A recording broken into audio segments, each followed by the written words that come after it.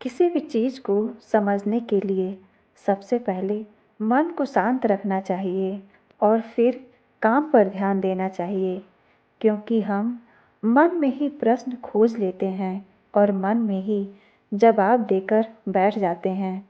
भगवान श्री कृष्ण ने मन को शांत रखने के लिए दो बातें बताए हैं।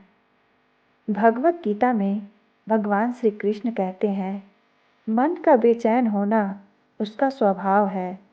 हमारे मन को लगता है कि अगर वह अलग अलग बातों के बारे में सोचता रहेगा तो हमें आने वाली हर मुसीबत और मुश्किल से बचा लेगा, पर ऐसा होता नहीं है।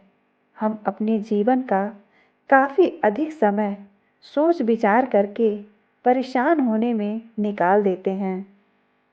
भगवान श्री कृष्ण कहते हैं कि मन का यह स्वभाव बदलना मुश्किल है, पर असंभव नहीं।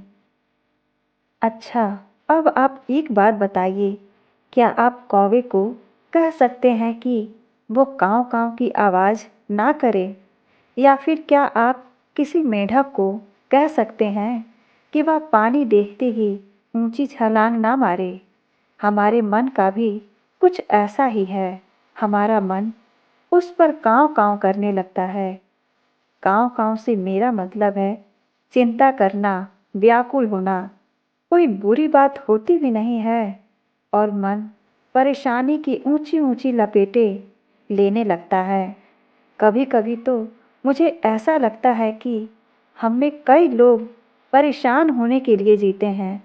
सारी परेशानी, पीड़ा, दुविधा अक्सर हमारे मन की बनाई हुई कहानियाँ होती हैं।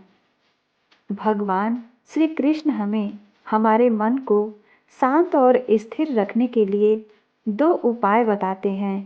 पहला, ध्यान या मेडिटेशन करना। दूसरा, वैराग्य भाव सीखना।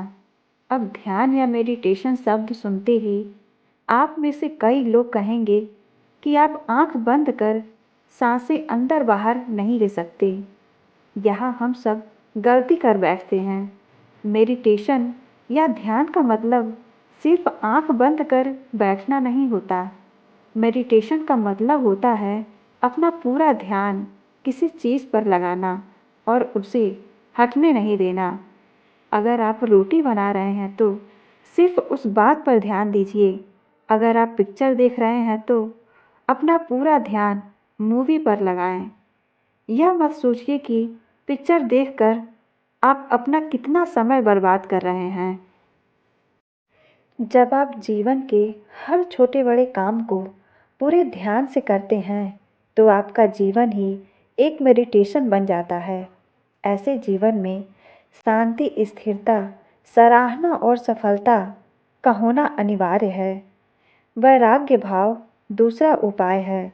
वैराग्य का अर्थ यह नहीं है कि आप सब कुछ छोड़कर जंगल में जाकर बैठ जाएं।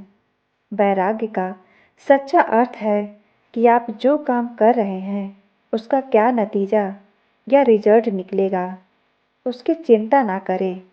जैसे अगर आपने कोई इंटरव्यू दिया, आप पूरे मन से तैयारी करें और अपना बेस्ट देकर आएं।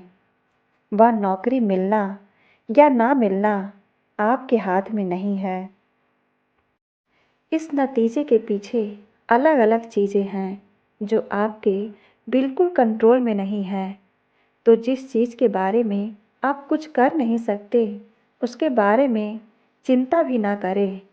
यही वैराग्य का सच्चा मतलब होता है और यही है भगवान श्री कृष्ण का दूसरा उपाय, मन को चिंता की लपेटों से बचाने का। याद रखिए, आप पूरे के पूरे इंसान हैं, समझदारी, संयम और कुशलता से भरे इंसान। आपका मन जब भी कौवे की तरह अलग अलग बातों पर आपको परेशान करने लगे, तब अपने मन को भी प्यार से समझाइए और शांत कर लीजिए। बस अपने ऊपर विश्वास रखिए कि आप कभी अपना बुरा नहीं होने देंगे।